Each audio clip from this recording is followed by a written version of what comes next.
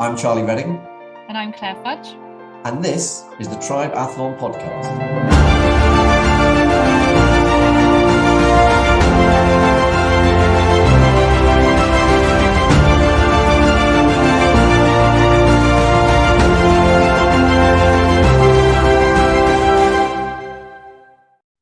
I get leaner and leaner the more I eat, because it just means that my body knows it's going to get food all the time, so it doesn't feel like it needs to store anything. That was Leon Chevalier, and this episode is Podiums for Positive Change. I met Leon Chevalier when I sat next to him on the flight on the way back from Kona, Hawaii, after he'd finished 7th in the Ironman World Championships, in a year where he's also completed his Masters in Chemical Engineering at Bath University. Leon's been racing long-distance triathlons since 2021, so he's a new entrant to the professional world of long course. And he's already won Ironman Mallorca, Embrunman, came third at Ironman UK in a stacked field, actually, and has risen from 420th to 22nd in the PTO World Rankings. He is most definitely one to watch amongst the rising stars of the long course. So Claire and I wanted to chat to him about the incredible start he's had to his professional career, what chemical engineering can teach us in the world of triathlon, the unexpected pressures of turning pro, and also how he can use the sport to create positive change in the world. Leon is a really lovely guy. You won't believe that he is a staunch Frenchman because he sounds like he's probably from the West Country in the UK. Absolutely lovely, genuine guy. So I know you're going to love this interview with Leon Chevalier. 33 Fuel produce award-winning natural sports nutrition, and everything they do is led by their philosophy for performance, for health, and for a fitter future. 33 Fuel's awesome products have been fueling triathletes worldwide since 2012, as well as many of the world's best athletes. So from the England football team to Tour de France winners and triathlon world champions, including 4 times Ironman World champ Chrissie Wellington, who's been using 33 Fuel for years. 33 Fuel also leads sports nutrition sustainability with plant-focused formulas for reduced environmental impact, recyclable packaging, and carbon-neutral delivery on all orders, which also got them rated as by Runners World as one of the top 50 eco-hero companies worldwide. Another reason why I love what Warren and Erica are doing at 33 Fuel. So to find out more about 33 Fuel, go to 33fuel.com, and if you use the code TRIBEathlon or click the link in the show notes, you'll get an extra special discount when you purchase your amazing stock of 33 Fuel. So Leon, welcome to the TRIBEathlon podcast. We've got Claire here as well, and really looking forward to having sort of met you on the flight on the way out of Kona and got to chat to you there. I'm really looking forward to finding out more about you on this podcast. So to kick things off, why don't you tell us a bit about your story? How did you find your way into the world of triathlon? Hi, well, thanks for having me. And I'm Leon, I'm 26. And I got into triathlon, I think it was about 10 or 11 years ago. I'd started off, I have a background of running around and playing football, and I kind of did whatever I wanted when I was a kid. But then, when I was about, maybe 14, I switched from cross-country running basically to triathlon, just because back in September, as we started off again the new year running-wise, I kind of blew both my Achilles tendons in one of the first runs back. I was probably going through a growth spurt at that point, but I couldn't run for the next 4 to 6 months. I can't really remember. And I had friends telling me, oh, you should try out this new sport that we're doing, and there's the local club. And basically it was just riding our mountain bikes in the forest and sometimes going in the pool. And I really enjoyed it from the start. And I guess I never looked back, just because basically I was good, and then I got better and better. And when you start being good at something, it's hard to let go. Yeah, absolutely. So how did that progress into what your first triathlons look like? Oh, it looked like nothing like what it is right now. I've got some funny photos from back then. So it was back in France, and it's actually very well structured with the clubs and competitions and the rounds from the local level up to nationals, and you qualify through. It's all very well done, and you start off usually the season with duathlons like at the end of the winter / early spring. And as you go into the summer, that's when the triathlons kick off. But yeah, so started off with duathlons, and it's riding a mountain bike or whatever you can find. Usually you're just running in your bib shorts and just cycling kit. It was a sight to behold. And just did that, and every year basically I qualify for national champs, national youth champs, and got better and better and started training a bit more, I guess. And you go from doing 2 hours of training a week to 4 hours, and all of a sudden you're doing sessions rather than just going out for fun.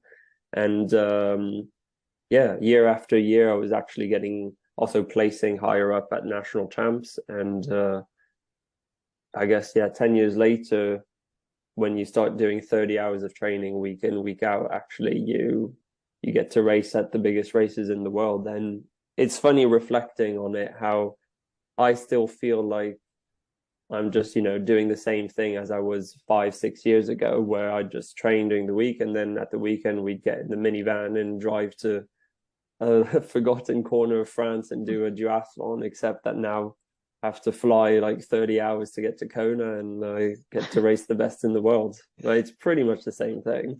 Fantastic. Awesome. It's like slightly different temperatures as well.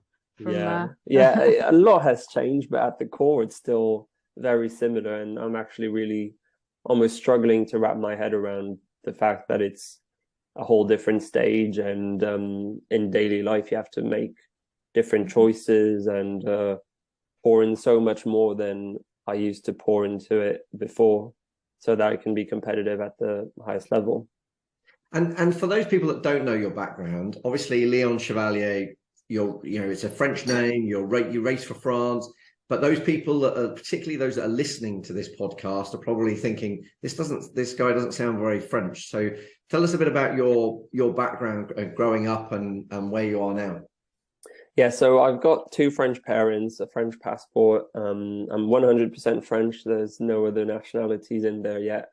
But when I was 2, we moved to the US, and I grew up there basically from age 2 to 7. Went to school, totally American school. And by the time we came back, I was speaking English way better than I could speak French. And obviously then you spend 15 years in France, and most of the time you're just speaking French, so you lose a bit of the English and the French comes out again. And then in 2018 I basically moved to Bath in the UK, where my girlfriend Flory was studying since 2017. I moved to Bath. I started a Master of Chemical Engineering here, and so I've been in the UK for just over 4 years now, and my English has gotten better.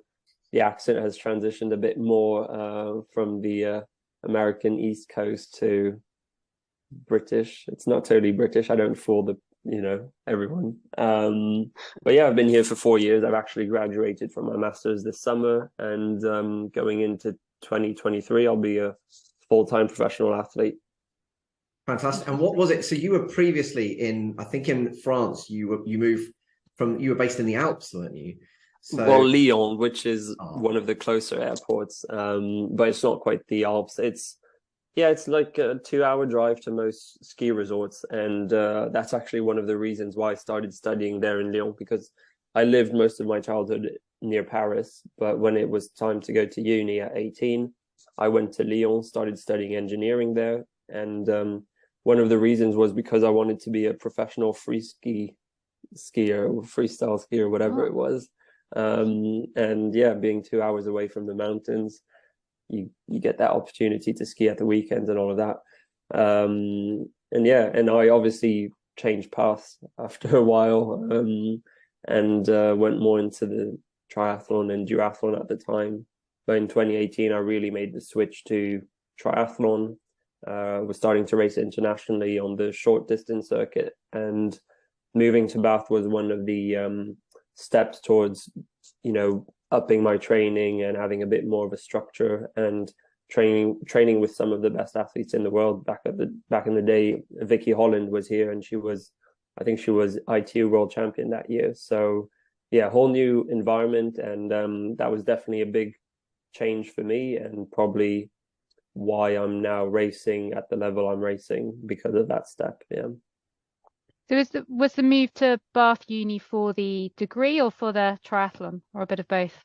It was a bit of everything. I wasn't feeling great back in Lyon. I felt like I'd been there for long enough, and I wanted a real change of scenery. I was really missing speaking English too, and so I wanted a change, and it was both brought about with some results that I had in international racing. I did my first ITU race and came fourth at that race, which was a bit of a mind-boggling moment. And I was like, oh, actually, maybe I'm not that bad. And moving to Bath would enable me to join a great squad with amazing facilities, and the infrastructure on campus is just crazy. And on top of that, I could still continue my studies, and it's a really good degree here. And I actually really enjoyed the studying part in Bath, whereas I wasn't enjoying it back in Lyon. So yeah, and also Flory was living here, and it was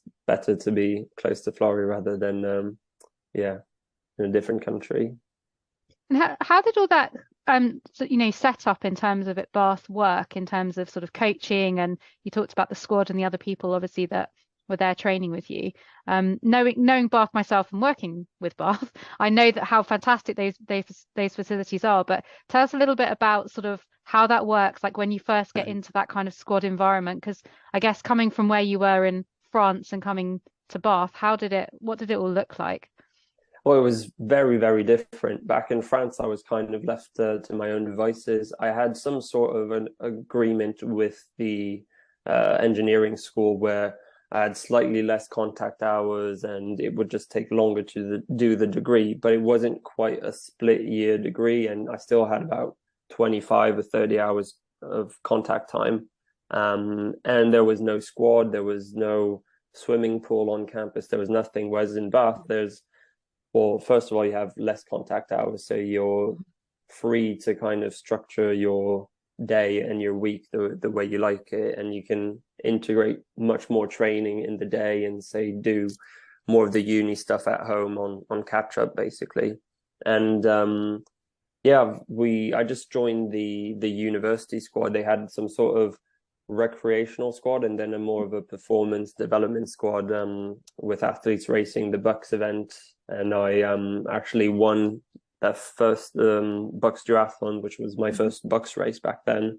And we also won as a university. And it was kind of a mix with some professional athletes, full-time athletes, either doing ITU or long distance, and some performance students, I guess.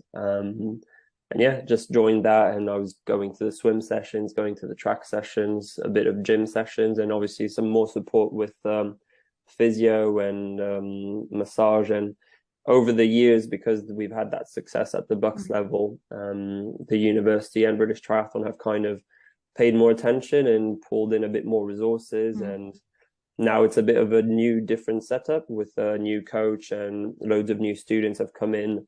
I've obviously moved from being a student to being a full-time athlete, and I still get to enjoy the facilities and just the environment. You see so many GBR tracksuits and coaches and everything. You just feel like there's this sort of aura of performance, and it's a great, motivational environment. It just makes you feel like you can do it too.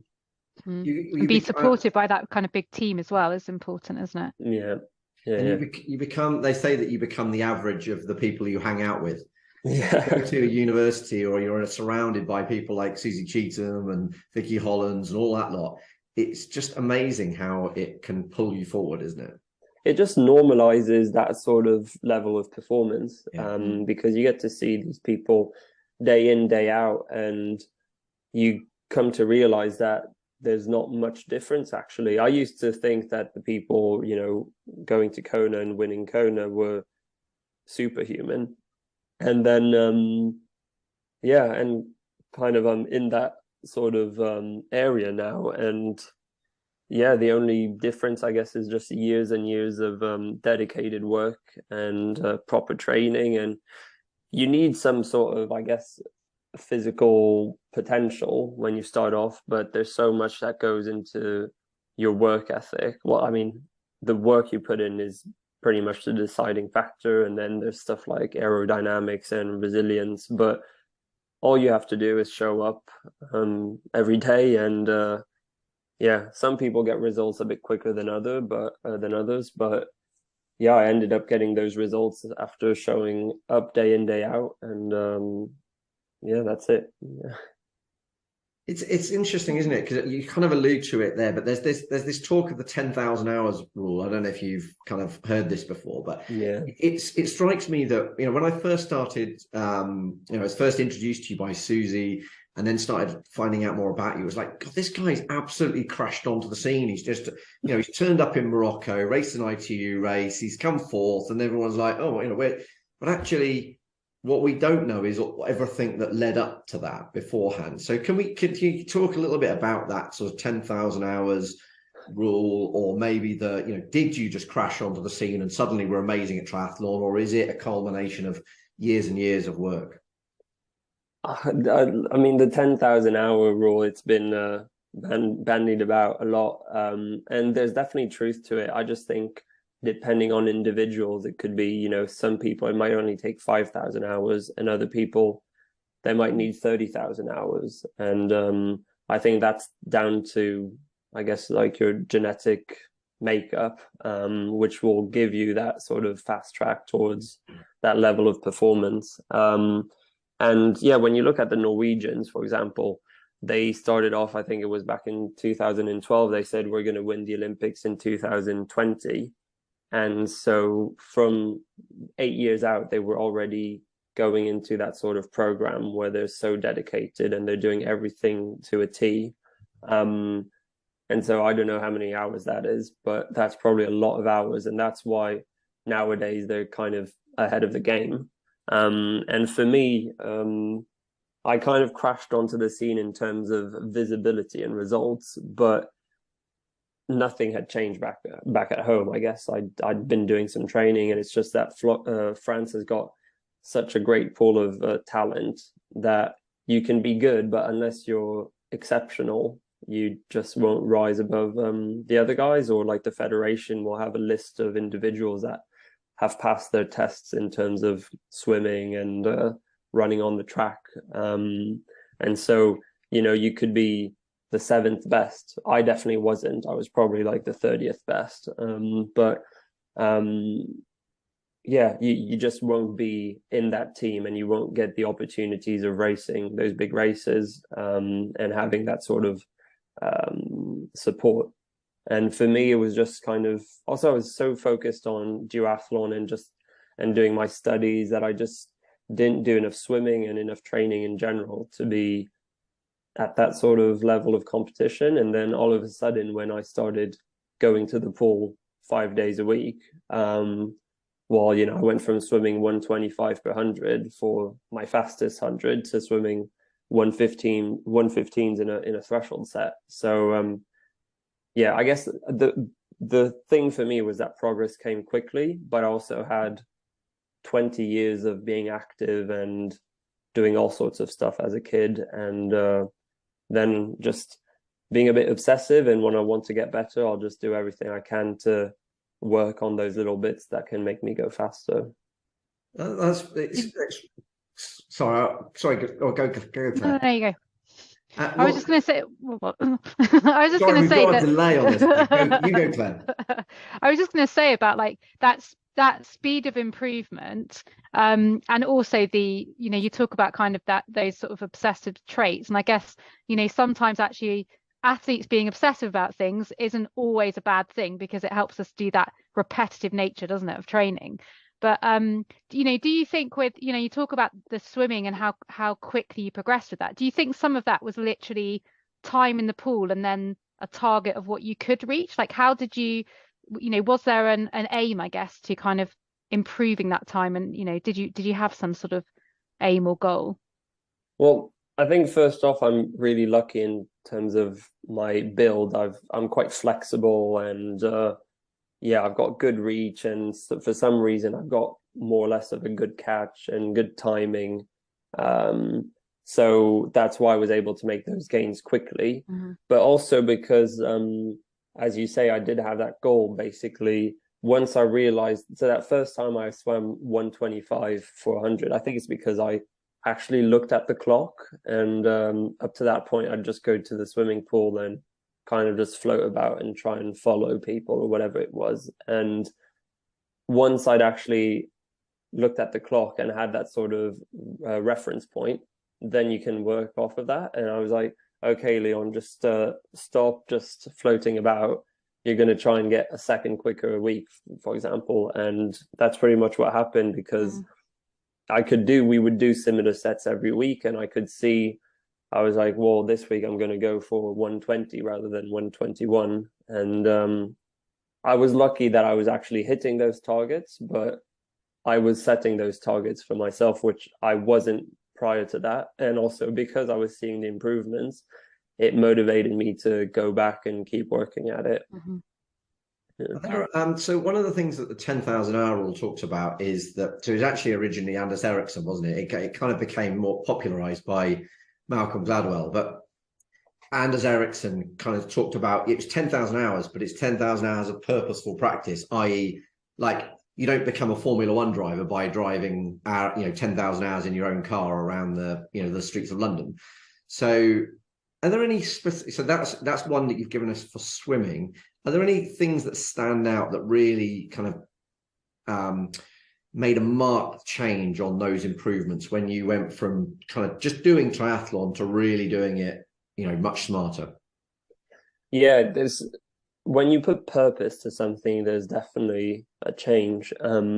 Because I've been riding bikes my whole life, and riding them for fun and everything. But then, say, when you start using a power meter, well, you get to compare, because you just see the power. So there's no external factors such as wind speed or whatever that will affect the time on a given course. So you can just, like, at every given time, any given time in your bike ride, you can see if you're pushing harder than you used to or something like that. And for me, like, the breakthrough in terms of cycling performance was the first lockdown here in the UK, when we were only allowed out once a day, but there was no sort of cap on the time you were allowed to go out. And I just took that opportunity to basically ride every day for like 4 to 5 hours. And I did about 3 weeks straight of riding over 25 hours a week. And because in my mind, I was like, you know what, Leon, you'd love to be, I don't know, a professional cyclist or something like that. But those guys, they ride 5 hours a day. So how do you think you're going to be as good as them if you're not doing that? Or if you're only doing like 2 hours here, 5 hours there, 3 hours here.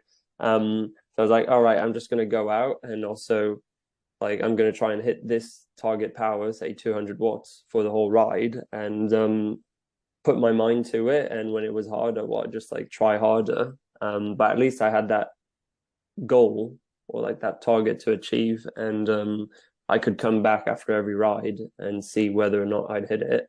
And yeah, I just actually made so much progress throughout those 3 weeks, just because I'd gone from basically not training much to training a lot. And all of a sudden, of course, you're going to get big gains from that. Yeah.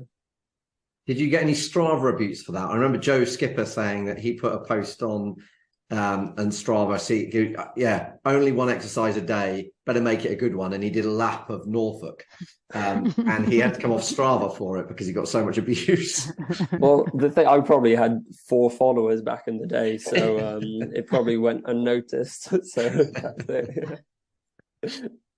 So tell us a bit about your transition. So you went off and did I think into long course, that is.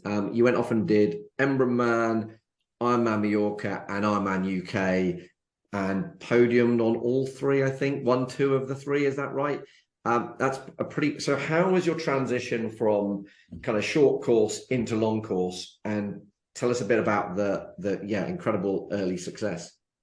Yeah, it's funny when you put it that way, because that 2021 was my first year, I guess, as a professional on the long distance scene, and it was immediately crowned with success. And I think that's because back in training, I could see the numbers that I was doing. And also I was looking at the performances that the pros were putting out there. And I was thinking, well, I can do that, or I can do better. Obviously, I'd not done it before, so I wasn't sure, but there was a part of me that thought that I could do it too. No disrespect to these guys, but when I lined up for Ironman UK and Joe Skipper was going, I was like, why would Joe Skipper be any better than me? And then he ran like 15 minutes quicker than I did on the marathon, but I outswam him and I outbiked him. So, and outbiking Joe Skipper is quite something. Yeah, when you look back at Ironman UK, so Skipper won and then Sam Lalo finished 7 seconds ahead of me. That was a very underrated race, I think, when you look back, because all three of us were in the top 7 in Kona this year. I was just going to say the same. Quite good. But yeah, I trained really hard basically from December 2020 into the start of 2021 season, and throughout that season I just started being coached by Rob Cheatham basically, and he said that with Susie and their sponsors, they would support me as if I were a fully fledged pro, and I'd be on the best equipment, I'd have, one of the best training plans and all the support I needed to be on equal footing when I was on the start line with all these other guys. And it just motivated me throughout that winter from 2020 to 2021 to do everything that Rob was setting me in training and doing even better. And yeah, I guess I was lucky because I was managing the sessions and I wasn't getting injured, but I had to work bloody hard for it. And I think that's why I was successful quite quickly. 1, because I believed I could, and 2, because I then put in the work to try and achieve it. How did you manage that with doing your masters as well? Because I know there was just listening to some other podcasts you've been on, there was talk of you doing your PhD as well. So I think at the time, some of the things I'd listened to, you were finishing your masters. So how did you sort of manage that and manage training and everything else? Well, things have changed this year, and I won't be doing a PhD. Well, I've not started one, obviously. And that's because this year was actually way tougher than I anticipated it to be. 2021, well, basically the winter from 2020 to 2021, I was told all I had to do was do the online lectures, because I think everything was online back then due to COVID, and do the training. So and we couldn't do much. It was still quite limited. So I didn't really have much like different things to focus on. It was just those 2 big things, but I could do them. And then actually coming into this year, on top of doing the training and the studies, there was all sorts of stuff like contract negotiations with sponsors, some media obligations, and on top of that, preparing for World Champs in early May.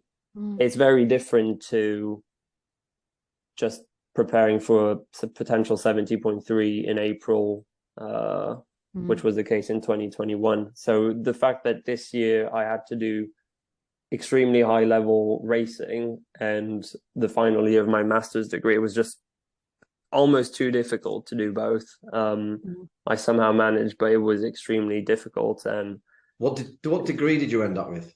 A Master of Chemical Engineering. Yeah. So yeah, and basically I didn't have time or energy or anything to then even look into trying to get a PhD. I kind of got the ball rolling on several fronts, but then we were like, Flora and I were thinking, well, we don't want to live another year like this where it's so stressful and tiring. So it's out of the question to even be doing a PhD and triathlon next year. I think once triathlon, has worked out and I'm operating at a steady state of, everything doesn't have to be renegotiated all the time and there's not a world champs early May, then potentially I can look into doing a PhD then. So has any of your because that's pretty full on degree, isn't it? Has any of that kind of like helped you in terms of how you look at triathlon or training for triathlon? So and I guess kind of mindset maybe does as well, but yeah, the engineering part has definitely helped because it meant that from the start I bought into the whole concept of aerodynamics and having a plan, and I basically look at every Ironman as a new project that we're going to work on. And I had a module called project management and just apply everything I know from that. And then it's just numbers and two sides of an equation, and you just put everything together. And it's very much, I've got some Excel spreadsheets and everything. And yeah, it just feels like ego racing, and it's like any other engineering project that you're going to work on. Yeah, so it's definitely helped a lot. Does that mean you're digging into all of the data that you've got in from Garmin and on Training Peaks? Well, it's funny because I didn't even use a heart rate monitor this year. So because I was totally fried this year. I was on autopilot and just breaking down every other day, just trying to do the degree and the training. And so I didn't think, I just do whatever came up. But when it comes to racing, in terms, especially the nutrition, the fuel and the hydration, so especially working with my sponsor, Precision Fuel and Hydration, we get to really look before the race at the demands of the race, and then how we can make sure that with a plan, we're not going to be at any point playing catch up or anything. We can just, I just know what to take on and when, and then it just takes out the thinking from the racing. Yeah. I think maybe I went off topic there. No. It's all about being prepared and numbers. So it's basically front load it as much as you can, so that by the end, well, it's what I learned in engineering. When you start a project, if you put in all the work at the start, then usually at the end it gets closer to what you were hoping. Whereas if you don't do it at the start, then you're playing catch up and you've got massive costs at the end. So just trying to apply. Very good analogy. Yeah. Yeah, well, as you're speaking to two planners, I think we're all singing off the same hymn sheet here. But yeah, absolutely, I think that's great advice. And you mentioned nutrition. I couldn't help but mention nutrition or ask you about nutrition. Obviously, we've got Claire here, so we have to hear about your approach to nutrition. But having listened to you on a podcast, I remember hearing you refer to having a Snickers bar while racing. And having sat next to you on the aeroplane and looked at your post-race nutrition, which was a massive bag of Doritos, I think. How has your approach to nutrition changed? And like you mentioned, Precision Fuel and Hydration, who we've had Andy on the podcast. They used to sponsor the podcast, actually. So kind of talk us a little bit more about the big gains that you've made in the area of nutrition.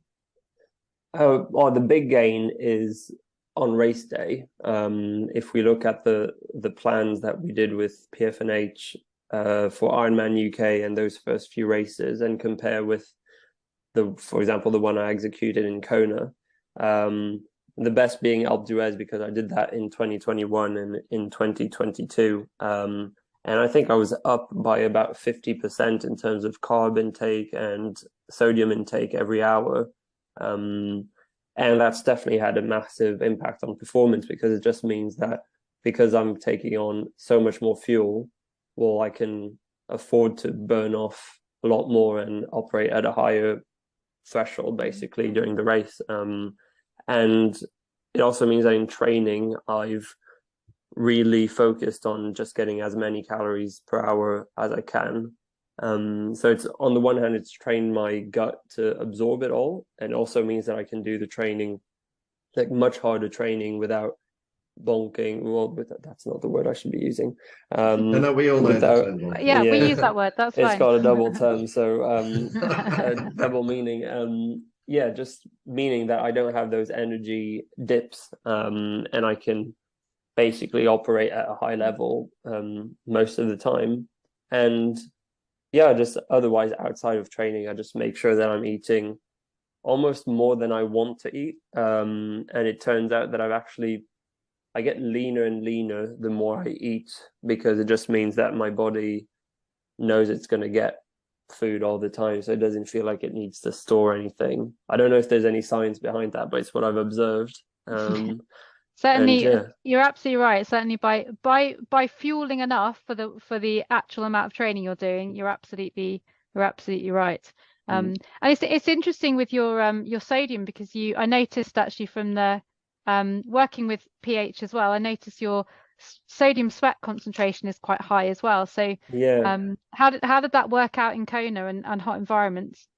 Well, I never thought I was a salty sweater or a heavy sweater or anything. But it turns out, yeah, I'm on the higher end of sodium concentration in sweat.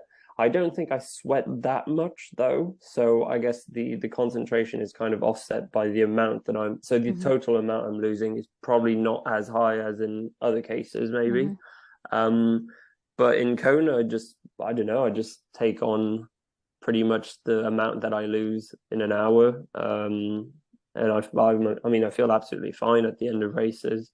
I do feel it if I've lost a bottle, for example, and therefore lose some of the sodium that I was planning on taking on, I can feel it in post race, usually a bit of cramping or stuff like that. But in Kona, I just did what I usually do. Now we've got this formula that works, and yeah, that's pretty much it. Yeah. And do you know what roughly that formula looks like? Do you know roughly how much what's your target? Do you remember what your target amount to drink was, or how much it was to eat?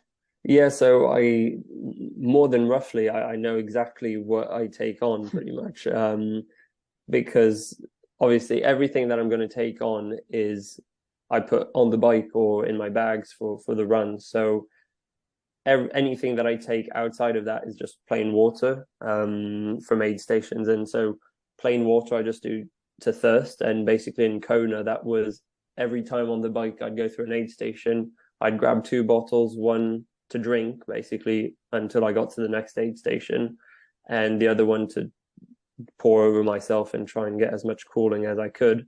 And yeah, that pretty much meant that I wasn't thirsty and I felt like I was getting enough. But yeah, just try and get as much as I can. And on the bike, it's a mixture of gels and sodium powder that I put in my bottles.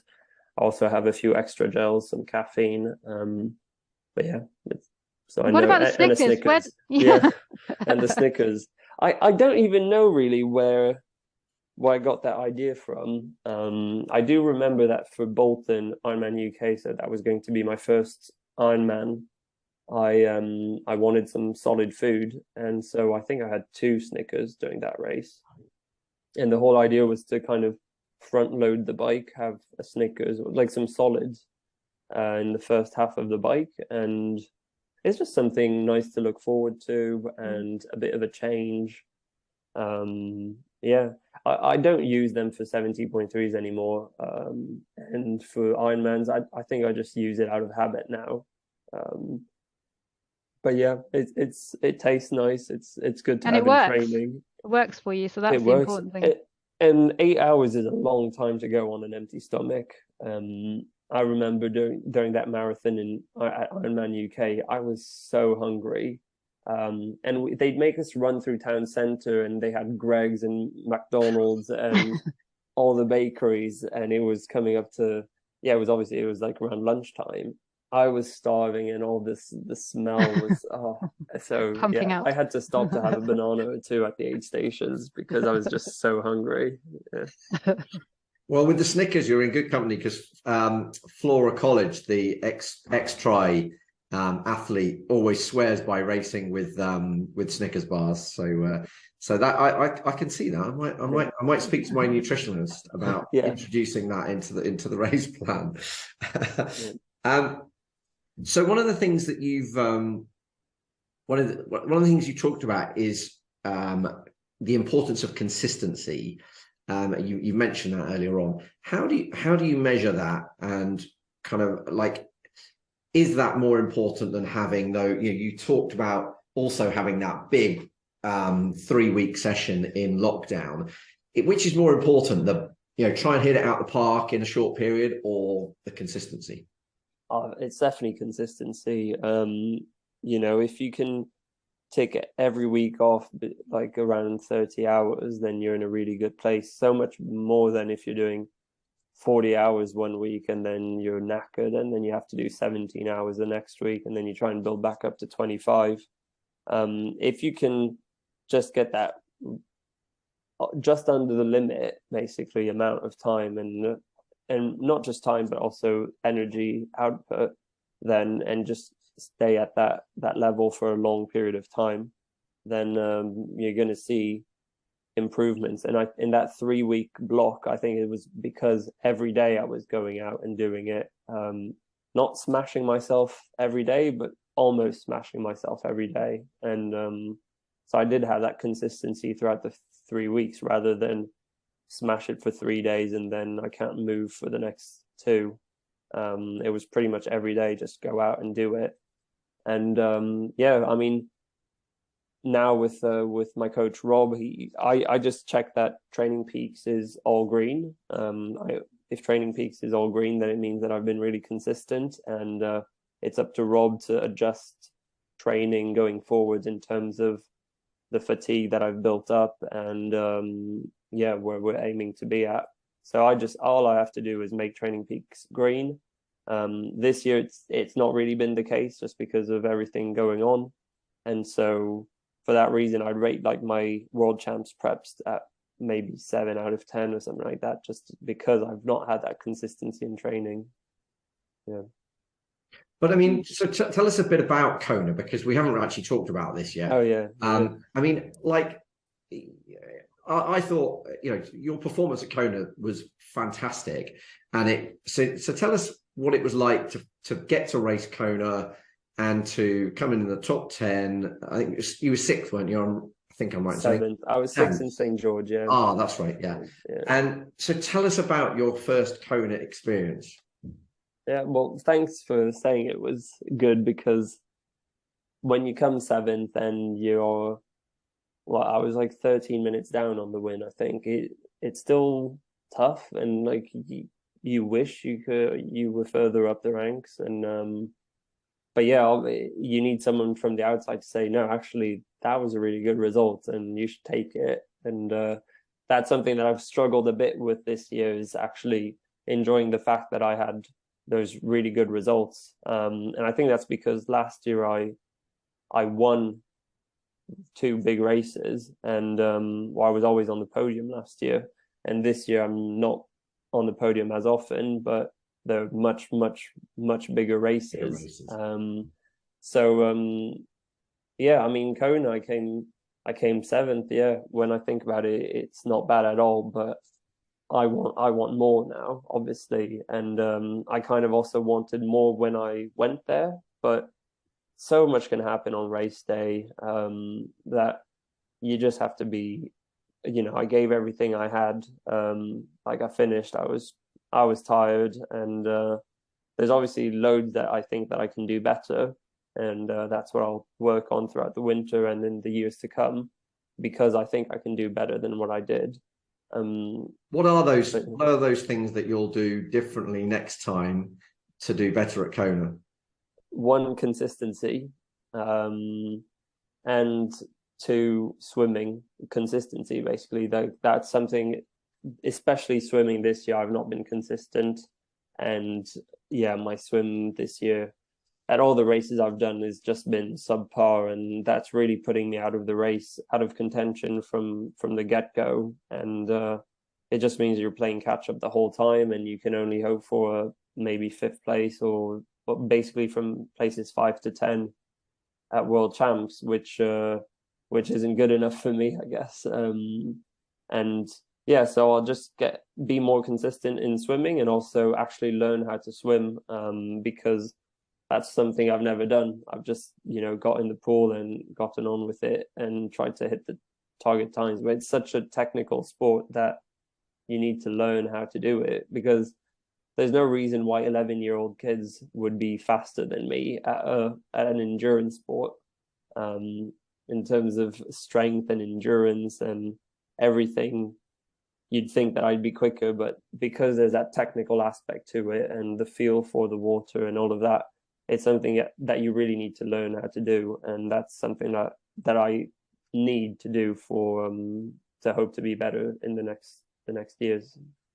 Brilliant. And one of the things you mentioned when we were chatting on the plane was the impact of motorbikes and refereeing on races. So tell us a little bit about your thoughts on that, both from Kona, other races, and kind of what you think the sport needs to do to improve this.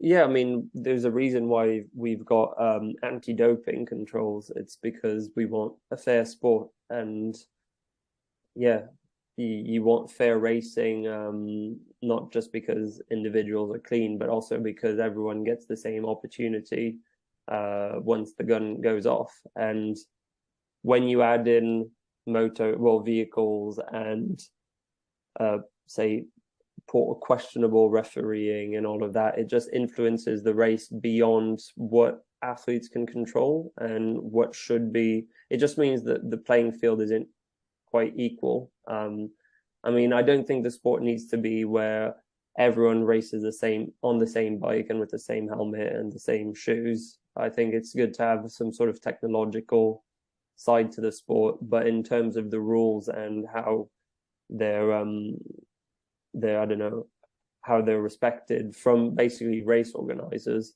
it's good to have a fair sport where where outside factors don't influence the race when they're not affecting the race equally. When it's bad weather, everyone's affected. When it's really hot, everyone's affected. But when there's 8 motorbikes around 2 athletes and no motorbikes around 5 athletes, well, that has a big influence in terms of the speed of the race in different sectors of the race. Just explain for those people that don't quite grasp this, how big an impact would having those motorbikes have around those 2 cyclists, say? We'll say 5 minutes on a course like Kona. The fastest the bike split was 4 or 5 minutes quicker than the second bike split, and when you've got data such as power from Strava and stuff like that, then there's one thing missing to be able to go that sort of speed, and it's basically some sort of thing that reduces the aerodynamic demands, and the only difference there is motorbikes. So I mean, it makes a big difference. Maybe it's not 5 minutes, but I reckon, I don't know, I don't want to be, I don't know what I want to say.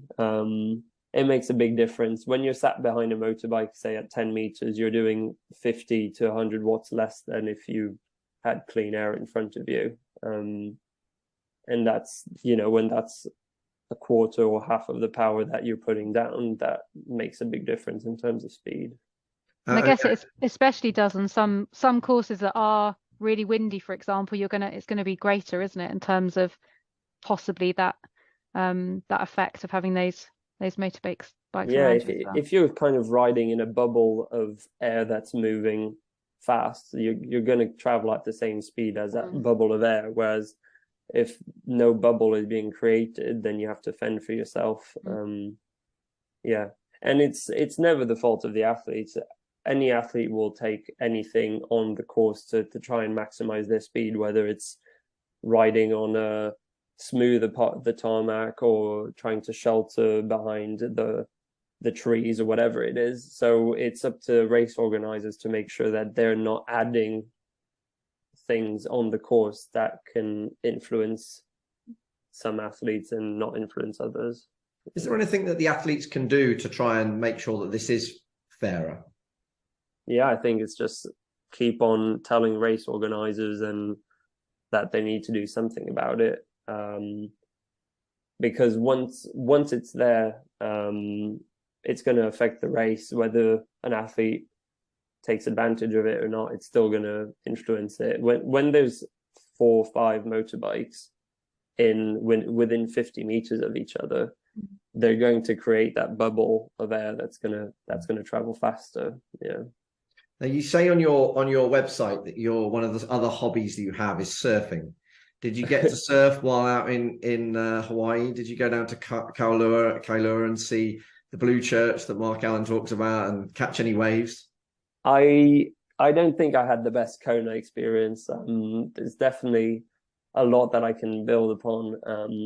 I was so exhausted by the time I got to Kona from the whole year that, yeah, and then on top of that, you add the travel and a bit of pressure for trying to do well in the race.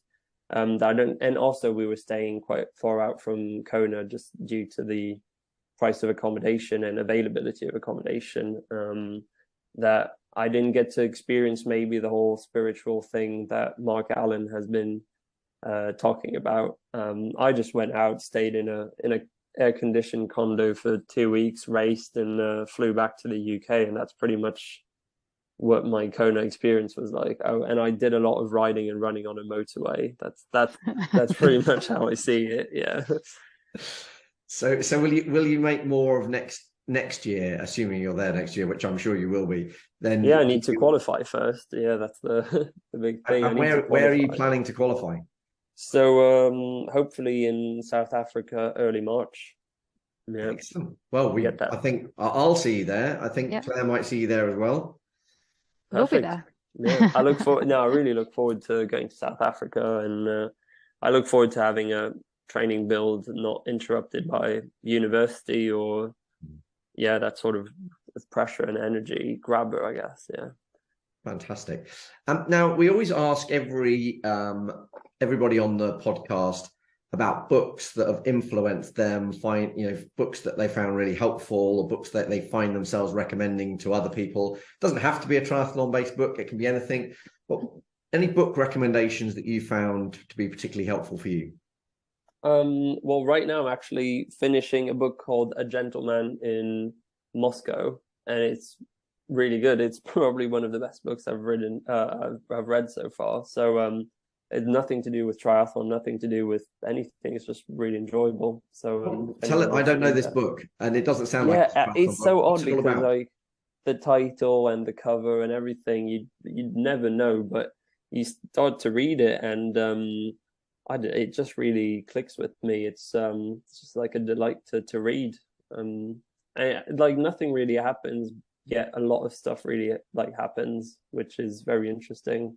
It's just basically a man trapped in a hotel. Well, not trapped, but he's consigned to this hotel he's living in. It's under the Bolsheviks at the start of the 20th century under the USSR, the start of the USSR, and it's this guy who has to stay and live in a hotel, and obviously he's not allowed to go out, and he just has to find a way of making life interesting, and he does, and for some reason it's great to read.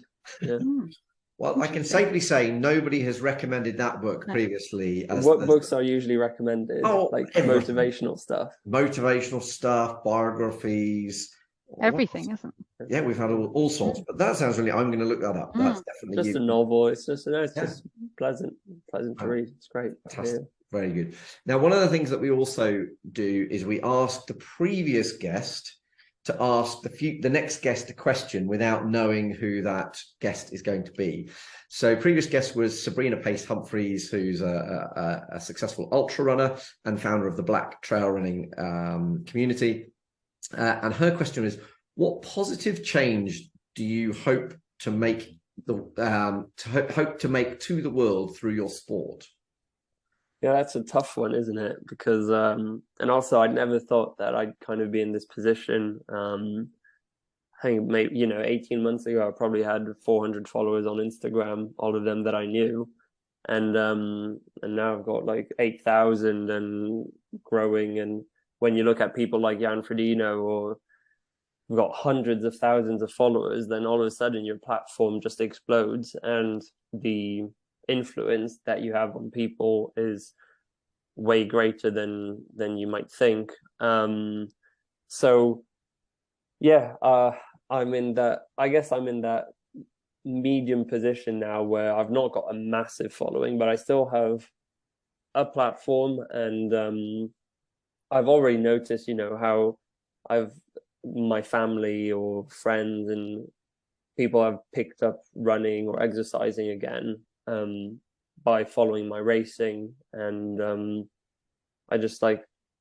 glad that I can create that sort of motivation for people to make changes in their lifestyle and just enjoy being outside again, and, you know, try something new. And, you know, the more people I can encourage to do that is great. But beyond that, there's a lot of, you know, I was in Hawaii and I was watching Frozen Planet 2 from David Attenborough. And every episode I'm thinking, oh, Leon, are you just wasting your time doing triathlon when you could be, you know, an engineer, put your degree to use to solve some, you know, basically the climate issue, which I think is one of the greater issues, is that, and some sort of political instability, I guess. But yeah, my career as a triathlete will be, well, not too short, but it'll be 10, 15 years. And through my sport, hopefully I can build some sort of platform to influence people to make the right choices. And, you know, if it means a small change in habits and lifestyle, you know, if people start walking to work or riding their bikes to work, or going for a walk rather than, say, drive to the shopping center at the weekends, I'd really, you know, I'd really appreciate if that made a bit of a positive change. Yeah. I completely agree. I think that's absolutely brilliant, and it's a topic that I'm very passionate about. One question that I can hear people bouncing around in people's minds is, how do you kind of offset the fact that you know, it'd be great if people are doing that, and I completely agree with that. But equally, we're based in a sport where we're flying to Hawaii for a race. How do you kind of equalize that? Yeah, it's a real problem, because on the one hand, yeah, I'm saying stuff like that, but then I've got, you know, I get new kit all the time and bikes, and yeah, like when I'm riding my bike, I'm, say, riding my bike to the swimming pool rather than driving there. It's got less of an impact on climate. But when you've got 5 bikes, well, the carbon impact of building those bikes and shipping them all over the place is huge. And then you're flying to races all over the world. So I'm really grateful to have Endura as a sponsor. They make loads of cycling kit, and they're actually going to be carbon negative by 2024. They're already carbon neutral now as a company, and they want to be carbon negative. And one of the things in my contract with them is that they will offset all my carbon emissions linked to training and racing with them. So that means basically paying charities to then do projects such as planting trees or whatever it is. But I mean, there's a price put on the kilogram or the ton of CO2 that you emit, and they've agreed to offset those emissions. So that's, I mean, that's a little thing that you can do. But obviously, you know, just riding to the swimming pool rather than driving is one of the little things that I can do daily to try and minimize the impact that I might have on the environment. That's fantastic. Yeah. I like that. And I'm not sure I've heard anybody else putting that into a contract. So well, there you go. Well done, Endura. And all their stuff is carbon neutral and everything, and it's great kit. It's the best kit I've had so far. So it's also bloody fast when you get on the course. So yeah, go and try it out. Awesome. Well, Leon, it's been an absolute pleasure chatting to you again. I really enjoyed sitting on a plane next to you, chatting about Kona and watching you eat your Doritos. Yes. And pest the flight attendant for more snacks. But then post-race, I think you're absolutely justified in doing that. But it's been really great to catch up with you. And I'm really excited about seeing you race next year. I'll see you race in South Africa, assuming everything goes according to plan. Hopefully we'll hopefully both get our slots for Kona as well there. And then we can all have a reconvene in Kona in 2023 as well, which would be very cool. So lovely. Really, really excited to see what you can do in the sport. And congratulations on where you've got to so far. But thank you again for joining us. Well, thank you for having me. Yeah, it's been a pleasure to chat, and hopefully I've not said anything stupid. Walk to work, cycle to work. Cycle to work, exactly. Yeah. And get carbon neutrality in contracts, in the contract. Fantastic. We like that. Brilliant. If you want to find out more about Leon, then you can head to leonchevalier.com, or on Instagram, he is l.chevalier.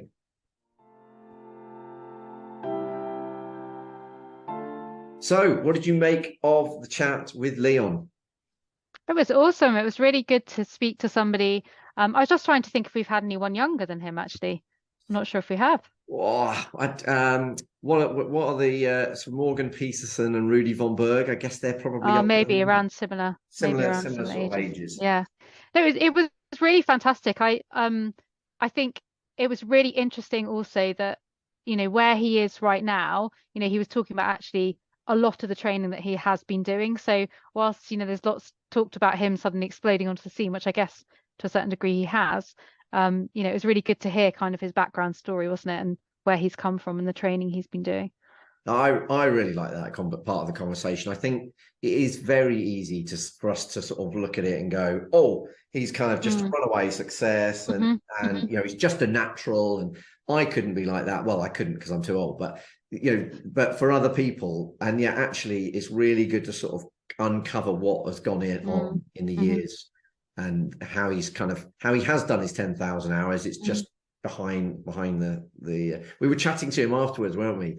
And and he mentioned a body armor advert, which he's meant to reference, but he said, it's what you do in the dark that pushes you into the light. It's like, yeah, that's good. I like that. I like that. Anything else that you took from the chat with him?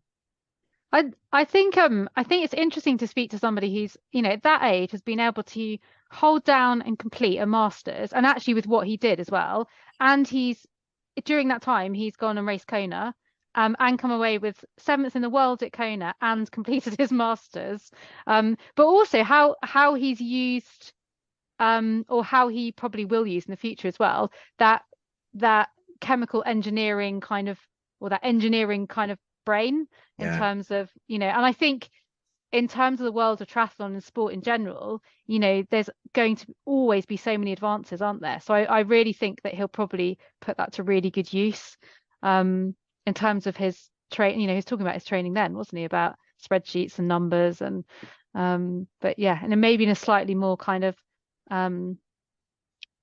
from a knowledge perspective, I'm sure he'll use that. Scientific way, perspective. I think he is going to be. I think for so many reasons he's going to be one to watch, isn't he? I think. I think he's going to. It was interesting when he was talking about consistency and just turning Training Peaks green, just not worrying too much about what was in it, just making sure that you hit the consistency. And, I thought that was good advice. Is just to kind of, do what you need to do. Often, it's what you do often, not what you do occasionally, that makes the big difference. So I can see his chemical engineering background being a good asset, and really lovely how he's kind of brought that into like the whole carbon neutral or even carbon negative contract, and working with companies that are ecologically focused. I thought that was interesting.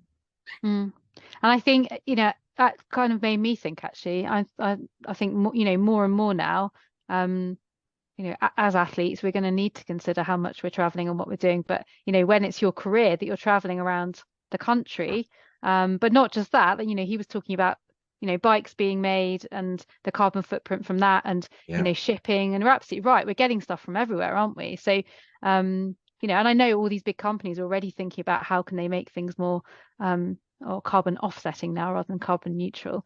But yeah, I guess that's all our responsibilities, isn't it, as sports people? How can we do little things? I think probably is the place to start. Yeah, it's definitely something that's played on my mind this year, having flown to watch actually rather than to race, but next year flying to race. It is how can we kind of keep that, you know, how can we offset that in different ways? And I certainly want to, I've got on my list of things to do to offset the flights that that I take, because I do think that is the right approach. What did you make of his approach to nutrition? I think very considered, actually. It's interesting, actually. A lot of people have a little something that they just want a taste of, and you know, I often say to people, that's absolutely fine, do it. You know, I mean, having a Snickers is actually, you know, would have a, you know, a carbohydrate I guess kind of gift to the rest of your race plan. But actually sometimes it's not about even calculating in, you know, that's an extra bit of carbohydrate. It's actually just what somebody fancies and somebody wants. And that's absolutely fine. If that's going to pick you up when, you know, you're 80 miles into an Ironman race, then, and you can tolerate it, why not? And it's not melted. I was going to ask him that. Maybe with the American ones, they don't melt. or when you're 45 miles into an ultra marathon and are craving salted peanuts and salt and vinegar crisps. Yeah. Or a Scotch pancake. I mean, that's what you need. It's true though, isn't it? It's like a little pick-me-up, and I think there's a lot of people that have a little something, and it's got really nothing to do with the kind of nutritional value of it or what it gives you, but it gives you something. So it gives you something psychologically, doesn't it, at that point in time? On a serious note, how would it, like a Snickers bar strikes me, if you're going to eat something like a purely, you know, like a confectionery, Snickers bar strikes me as being one of the better choices. But how would a Snickers bar compare to like an energy bar that you would normally be having in a race? Well, the type and balance or ratio of the types of carbohydrates in there. So, and how quickly you can absorb it and release that energy. So that would be a big factor. I mean, some of the more natural style of cycling bars will have things like nuts in them, for example, and will have maybe some dark chocolate on them. So there's not going to be a great deal of difference in those more natural style kind of nut-based bars, but there would be in more of the carbohydrate style bars that are different ratios of types of carbohydrates that help us absorb it more quickly. Does that answer your question? So it does. It would sit with that more natural style bar. Like the sort of Velo Forte type bar. Yeah. I'm sure Velo Forte would be having fits if they heard me comparing it to a Snickers bar. But the nut side of things, yes. Yeah. And actually, so is that likely to, is something like that likely to help people with GI issues, or is it likely to exaggerate them? Because like, I know you've kind of discouraged me from having nut-based bars in my races. Or is that just dependent on the athlete? Absolutely individual. So that would be absolutely individual, because some people it wouldn't, you know, for some people actually it might help to a certain degree, because if it stops them feeling hungry, it might actually help them take on more carbohydrates, because if they're just sick of taking on gels. I think it does very much come down to the individual and what you can tolerate, you know, and you know, as Leon was saying, you know, he's practiced and he can tolerate it. So I think to a certain degree, can you tolerate it? Have you practiced it and therefore have trained your gut to be able to do it? But for a lot of people, longer distance, that may not be helpful or may not work. But we are all individuals as athletes, and you know, if it works, then there's no reason not to use it. And so something like, you know, we mentioned Velo Forte, but the 33 fuel bars are kind of similar, aren't they? They're kind of very natural based, kind of nuts in them. I actually think I completely agree with what he said in terms of feeling hungry. I know I can't race just on gels. I need to have it. It's almost a mental thing as much as a physical thing. You kind of need that satisfaction of having eaten something. It's interesting speaking though and working the whole time with a lot of athletes. Actually, athletes don't say that often. With the large number of athletes that I've worked with, it's interesting how most athletes wouldn't mention it. Maybe I don't ask that question, but it's interesting, isn't it? And I think this comes down to the individual, doesn't it? And at certain points, especially in longer racing, we are going over meal times, but also to look forward to something maybe is very helpful to that athlete as well. So if they do have Snickers bar to look forward to and they can tolerate it, then why couldn't it be part of a plan? Yeah, I thought it was also interesting that he was saying that not just his fueling in races, but the fact that he's now almost over fueling in his training has helped him become more lean. And that comes back to what we talked about with Dr. Nikki Kay, isn't it? Kind of essentially, you're taking yourself away from that relative energy deficient syndrome. Is that right? I don't know. Energy deficiency in sport. Yeah. Yeah. Oh, that's it. Thank you. Yeah. I was close. Reds. You were. And so that was interesting in the sense that, like particularly as on Saturday, I didn't get my ride changed. I ended up having to skip the breakfast stop, totally bonked, and and then hoovered up ridiculous amounts of food when I finally made it home. But yeah, him over fueling that. One thing that did make me think was when I train, I tend to stick to the bars, and I quite often have those 33 fuel energy bars because they work really well for me.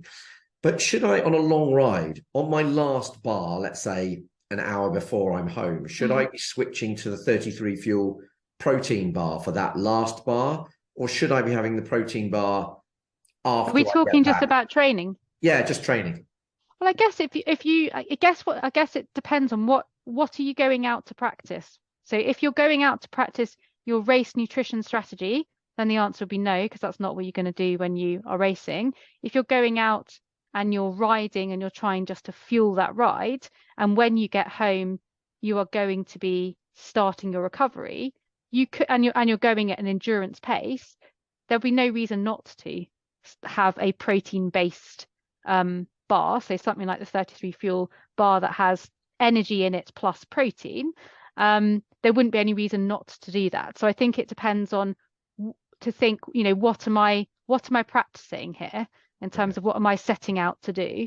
But yeah, and some of the newer research and certainly over the last few years and more recently, we're actually realizing that recovery starts before our training completes. So we're not just thinking about recovery afterwards, we're actually thinking, well, actually this window of opportunity for recovery is actually pretty huge. So I think for a long training ride, if you were just fueling it, you weren't going out to practice race nutrition, and you're going at an aerobic level, there wouldn't be any reason not to have that. If you were kind of racing up hills and things where you were becoming quite anaerobic, it might be slightly different. But yeah, I don't see any reason why not. And with all of these things, try it out, see what happens. Does it work? Well, it feels all right. I mean, basically, it's filling a hole at that point. Like normally, if I'm 4 hours into a 5-hour ride, I'm happy to hoover up anything that's going. So, but it struck me. I can't remember where I read it, but I think it was actually more the tour cyclists would always switch their last bar to a protein bar. I think that's where I got the idea from ages ago, and then. But it seemed to make sense. But yes, I agree. And they're also not getting their important thing when they finish riding is their recovery for the next day, isn't it? So restocking glycogen and recovering as quickly and as best as they can, ready for the next day. So yeah, it's interesting. But with all of these things, you can try it out as long as you try it out. You write down and reflect, does it work? And find thinking what is your idea of trying something out first of all? What's your what's your plan for it? Yeah. And what's your goal ultimately? Good advice. Well, thank you. Right. Well, that's another episode done. And good luck with your training over the winter and for South Africa. Have you signed up for South Africa yet? Thank you. It's open, ready to sign up. It's on the to-do list. It's on the to-do list.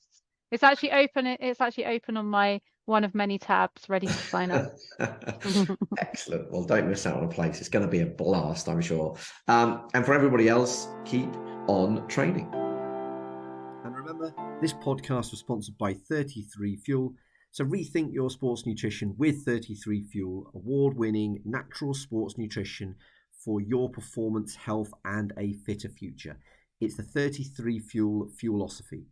Get yours at 33fuel.com, and if you use the discount code TRIBEathlon or the link in the show notes, you'll get a discount at the checkout. If you enjoyed this podcast, please do review it and share it, because it helps other people find what we think is really valuable learning lessons from amazing athletes. So please do that. You can also find the whole back catalogue at tribeathlon.com, and you can also find out about the TRIBEathlon app, which helps people find events, find people to train with, and enjoy their events through their tribe. So check out tribeathlon.com.